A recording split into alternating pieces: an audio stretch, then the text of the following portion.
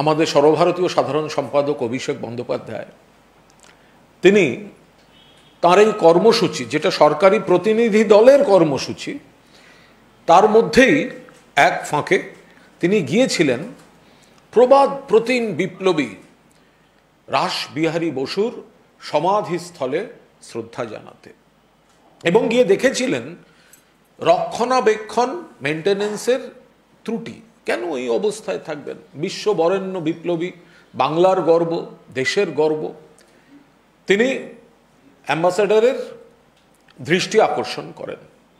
আমরা দেখলাম আজ, অর্থাৎ অভিষেক বন্দ্যোপাধ্যায় যাওয়ার পর, আজ ওই রাসবিহারী বসুর সমাধিস্থলে আজ গেলেন আমাদের ভারতবর্ষের যিনি ওখানে অ্যাম্বাসেডর আছেন, সিবি জর্জ, তার সঙ্গে গেলেন সাংসদ সঞ্জয় কুমার ঝা, জেডিইউ এমপি, এবং কংগ্রেসের সালমান খুরশিদ।